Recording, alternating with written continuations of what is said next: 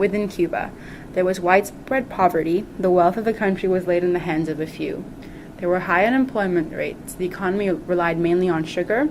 There was a lot of corruption, especially in the country's capital, Havana, and there was a lot of oppression of the people.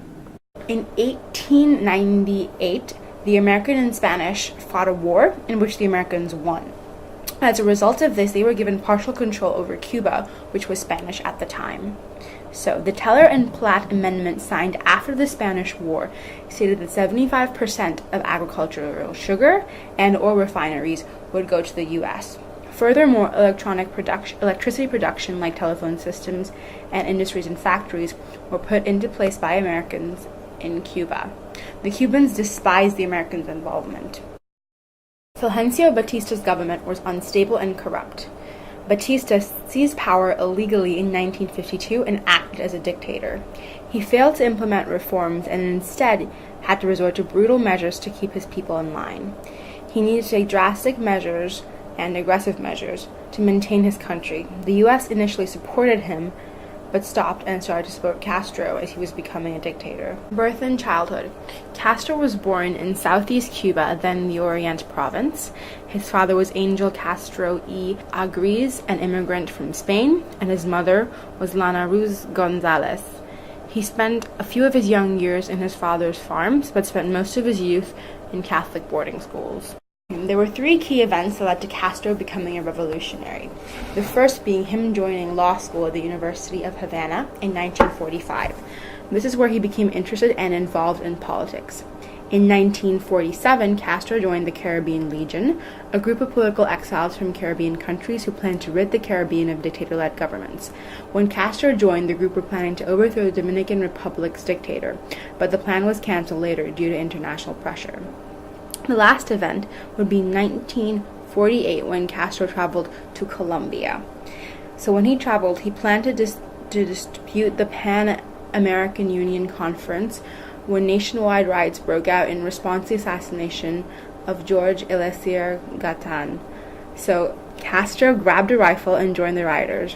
When handing out anti-USA pamphlets to the crowds, he gained first-hand experience of what it was like to be in a popular uprising. So when Castro graduated law school, he began practicing law. He became a candidate for a seat in Cuba's House of Representatives during the election of June 1952. Before the election could be held, however, Batista took over. Castro planned to fight him. He first took him to courts, claiming that he had violated the Cuban Constitution. Sadly, that failed. He then began to organize an underground group of rebels and decided that he would take over through the means of violence. On the 26th of July in 1953, Castro, his brother, and 160 other armed men attacked Moncada Barracas, and that was the country's second largest military base. During the attack, 60 rebels were killed, but Castro and his brother were captured and then given a trial. In his trial speech, Castro, who defended himself, ended with "Condemn me, it does not matter, history will absolve me." After this, he was sentenced to 15 years in prison, but was released 2 years later in May of 1955. The 26th of July movement was when Castro and the rest of the rebels who had been with him in their first attack landed in Cuba with the intent to start a revolution. There was heavy Batista defenses, and nearly all the rebels were killed. Castro and his brother Raul escaped. Although they did not win anything politically here, it's important, as this really got the people of Cuba going, and they were aware that there was a revolution at hand. And it got more and more people willing to fight alongside Castro and Raul to defeat Batista. The next 2 years, using guerrilla warfare attacks, Castro and his supporters succeeded in gaining a large number of volunteers. Using guerrilla warfare, Castro and his supporters attacked Batista's forces, overtaking town after town. Batista quickly lost popular support and suffered numerous defeats. On the 1st of January 1959, Batista fled Cuba. Guerrilla warfare is a form of irregular warfare in which armed civilians use military tactics to strike an invulnerable target. Castro's main form of establishment was through the guerrilla war in the Sierra Maestra between 1956 and 1958. Castro's troops landed, and within several hours they were attacked from a naval vessel, so therefore headed to the forested mountain range of Sierra Maestra. En route, Castro's men, i.e. the rebels, were attacked by Batista's rural guard, so the men decided to scatter and reach the mountain range in small groups. In January 1957, Castro's troops moved, and soon after, the revolutionaries executed a man who boasted of killing the MR 26-7 rebels. This man's execution helped the rebels gain trust of the locals, which was highly beneficial at the time. In March 1957, several military groups were rising up against Batista. Police responded with mass arrests and extrajudicial killings, and hung corpses on trees to intimidate people. In 1957, Castro and the Ortodoxo leaders drafted and signed the Sierra Maestra Manifesto, in which they laid out the plans for post-Batista Cuba. During Castro's regime, there were several policies that impacted the regime and his overall rule in Cuba. Castro's main political policy was to change the state to be supportive of communism. He initiated the New Man's Theory that altered the original Cuban mindset. Cubans were not allowed to work for personal benefits anymore. Their priorities were to consider the greater outcome that would benefit Cuban society as a whole. Additionally, Castro wanted to step away from its connections with the United States and turn to the Soviet Union instead. To an extent, the U.S. controlled the Cuban economy through ownership of industries, land, and railway systems. Castro wanted to break away from that dependence and broke off deals with the U.S.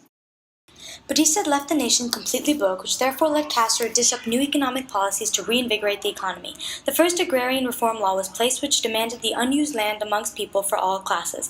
For the most part, Castro nationalized oil refineries, sugar industries. The United States were angered with the policy because they were now losing out on a big investment. In June 1960, Texaco, Royal Dutch Shell, and Standard Oil demanded payment for imports. Castro created the Cuban Petroleum Institute as an alternative and canceled the exclusive contract by the three. However, a problem occurred and no one in the West wanted to trade with Cuba. The Cubans had to turn to the Soviets to trade crude oil for sugar. This ensured that the Cubans were not dependent on the U.S. and initiated a self-sufficient economy similar to Hitler's regime. Castro built many hospitals in remote cities and forced doctors to travel throughout the nation to help people. Castro also ensured the medical service was free for everyone. Since it was free, the health of the nation was an overall improvement, thus increasing the life expectancy rate. For Castro's education policies, he created several teaching institutes. He emphasized the importance of knowledgeable teachers through these institutes, which soon became very popular. Castro opened 10,000 new schools. Additionally, from nursery through university, there was free education. By 1971, one-fourth of the country's 8 million inhabitants were in school. Castro was also focused on publishing new books. The boom in book production increased literacy rates and became a national pastime. Public housing became an interest for the government. New laws gave everyone housing opportunities. Through rent controls, no family needed to pay more than 10% of its income for rent, and these factors improved society in Cuba dramatically and gave people relief from the corrupt dictator that was preceding Castro. Castro encouraged the arts, painting, and literature throughout his regime. Castro created the National Ballet of Cuba, which became one of the top dancing companies of the world. Castro started the Nuevo Canción movement, which brought evolutional themes into the 1960s music. This was combined sense of rock and Latin sounds. Film was one of the greatest achievements. In March 1959, Cuban Film Institute was created. They produced a wide range of spectacles, documentaries, feature-length films, journals on film, etc.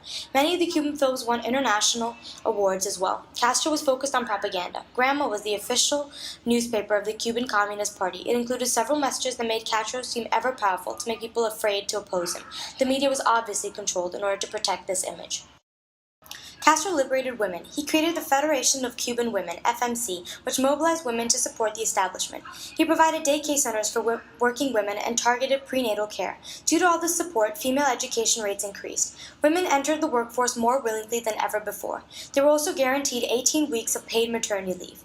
Additionally, Castro initiated the Family Code of 1975, which he gave equal rights to the home, to areas of marriage, divorce, adoption, and childbearing. The two countries were important allies during the Cold War due to Cuba's close proximity to the United States. Relations between the two countries was mostly economic, although Russia did offer military aid to the country. In 1972, Cuba gained membership into the Council of Mutual Economic Aid. This allowed the Soviet Union to have partial control over the economics in the country. From 1976 to 1980, Soviets invested $1.7 billion on construction and remodeling of Cuban factories and industries. Between 1981 and 84, Cuba got around $750 billion a year in Soviet military assistance. The Cuban Missile Crisis was another event in which Castro used foreign policy to his advantage somehow. So, All about the Cuban Missile Crisis. Khrushchev agreed on the deployment plan in May 1962 in response to the NATO positioning nuclear missiles in Turkey. That happened in 1958. By July, more than 60 Soviet ships were en route to Cuba. U.S. U-Flight, that was on the 11th of October the same year, photographed a series of SAM, that is surface-to-air missiles, sites being constructed in Cuba. In a TV address on the 22nd, John F. Kennedy announced the discovery of the installations and proclaimed that any nuclear missile attack from Cuba would be considered as one from the Soviet Union, and the U.S. would respond appropriately. The leader of the USSR then sent letters to Kennedy on the 23rd and the 24th to say that it was a deterrent of the missiles in Cuba and in peaceful intention of the Soviet Union. On the 26th, the Soviets offered to withdraw their missiles in return for a U.S. guarantee not to invade Cuba and or support any invasion, and to remove all missiles from southern Italy and Turkey. The U.S. agreed. So the U.S. liberation of Cuba. So U.S. President McKinley liberated the island from the Spanish in an earlier war. So he promised that the Cubans govern themselves after the war. But Congress had other ideas and wanted to give the U.S. right to veto any decision made in Cuba. Ever since Castro came into power, the U.S. was against him, because their advantage they had there falls out of place. The U.S. imposed harsh conditions on the island and waged an unending and undeclared war against it. It wanted to destabilize the government and make it more capitalistic and more of a free market. The U.S. embargo on Cuba. The U.S. embargo on Cuba was partially imposed in October of 1960. It was commercial, economic, and financial. Enacted after Cuba nationalized the properties of U.S. citizens and corporations, it was strengthened to a near total embargo on the 7th of February 2 years later. Titled the Cuba Democracy Act, was codified in law in 1993. For the purpose of maintaining sanctions on Cuba so long as the Cuban government continues to move forward to democratization sanctions and on a greater respect for human rights. In 1996, Congress passed the Helms-Burton Act that further restricted the U.S. citizens from doing business in or with Cuba, mandated restrictions on giving public assistance to any successor government in Havana unless and until certain claims against the Cuban government were met. In 1999, President Bill Clinton expanded the trade embargo, disallowing foreign subsidies of U.S. companies to trade with Cuba.